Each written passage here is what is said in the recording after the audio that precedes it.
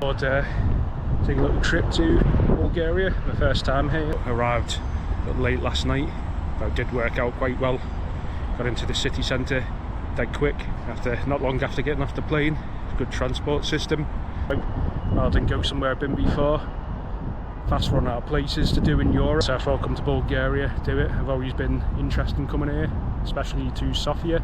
Always looked like an interesting city. Sofia is like a mix of large, looming, heavy-looking socialist realist buildings with a smattering of like older Romanesque type buildings. Sofia is one of the oldest cities in Europe, not the oldest, but one of the oldest that's existed for a long time. Started off as like a Roman settlement, Serdica. I think there was presence of like Celtic tribes before that.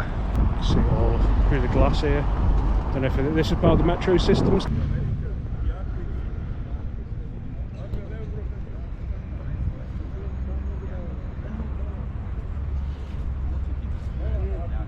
Fragment from the pediment of Zeus Serapis temple. Guessing that's from Athens.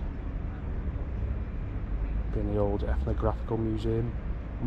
Sofia is actually known for like its mineral water springs. I think there's about 43 or something in all, if I remember correctly. This is one of them here. That looks like it's seen better days, to be honest. Obviously people have been washing their clothes, dishes there at some point in time. Again, Zeus Serapis temple, 169 AD. Old scenes of Sofia, old Sofia.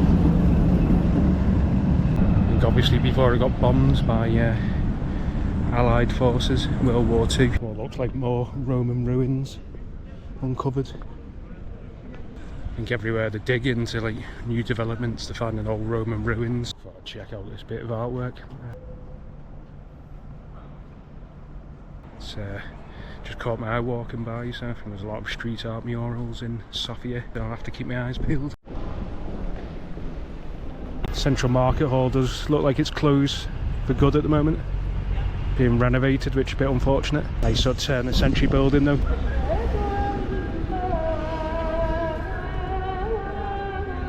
It's actually got a nice voice, so it's not always the case. Looks like a younger lad.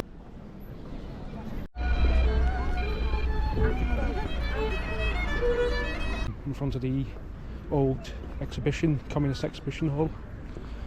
Quite an awesome view of Mount Vitosha behind as well.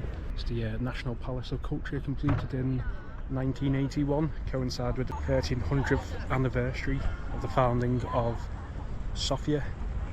Designed by Alexander Barov, the main architect on the project. Comes from the concept of the daughter of Todor Zhivkov, communist leader of Bulgaria. She was in charge in the government for the arts and culture. Total space of 15,000 square metres, comprised of concert halls, conference centres, arts exhibition spaces. You name it, all in one. And I believe that's the sun. It's supposed to represent the sun, rising sun. The bronze sun's supposed to represent like the ceilings inside of traditional Bulgarian houses. Looks like you can't get inside the main centre at the moment. Like very communist ideal of like work and play space all in sort of one for the general masses at the time. Apparently it's used for like big named performers, though, musicians and the like, especially at New Year's, where they hold the New Year's celebrations. Come from an idea of daughter of the communist leader Lyudmila Zhivkova. Large mosaic sculptures at the bottom. Don't know if they're supposed to be planets or like the sun itself, or suns, moons.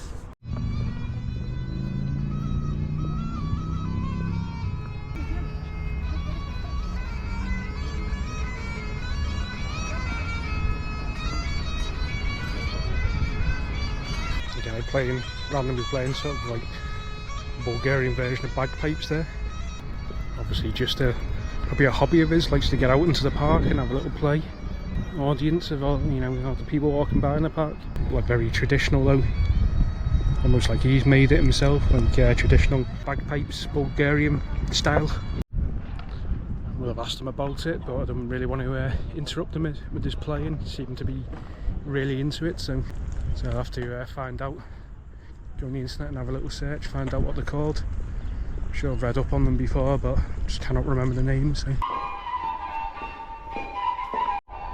See, like the old Roman foundations ruins, which have been amalgamated into like the modern parts, like the underground bypasses, which means it's obviously free to walk around, sort of like an open museum, just free to wander through, because it is just like a pedestrian passageway.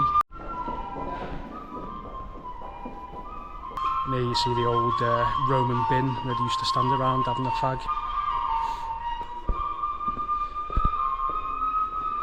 Obviously it's all hidden away when they built over the centuries on top of it. It gives the Thracian tribe that was originally inhabited the area around sort of 4th century.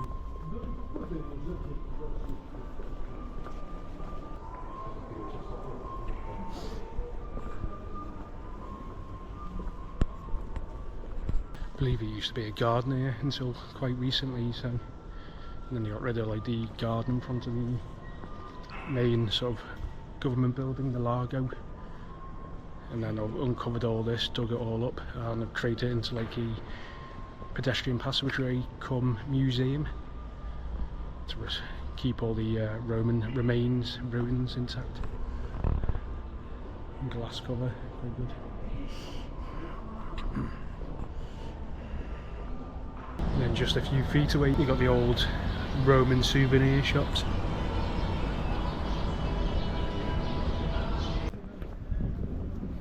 I was actually reading this as apparently the only still operating mosque in Sofia. I didn't realise that. It's built over natural thermal springs as well, so apparently you can see like the steam coming out from out on the walls. I think it started as baths initially, hence the name Banyabashi, like main baths. Rotunda of St George, oldest building in Sofia from late antiquity, Roman times, beginning of the 4th century AD.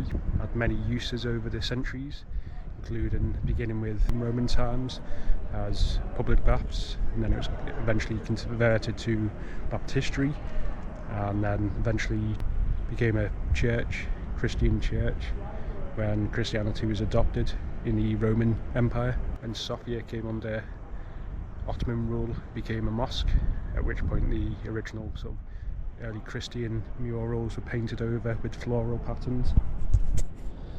On liberation, it then fell out of use for quite a while, and then eventually became a mausoleum. And then 1915 it was eventually restored and is operational now as Eastern Christian Church. Sort of incongruously hemmed in by these government offices now.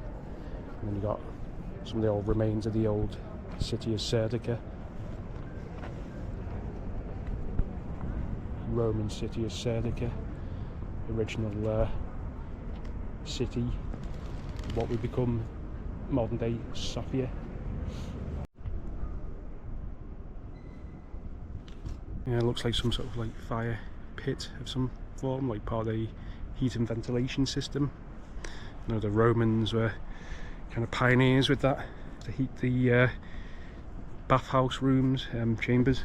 Certainly if the church was originally used as a bathhouse, maybe employed the natural thermal springs like the mosque, Banyabashi Mosque, just over the way.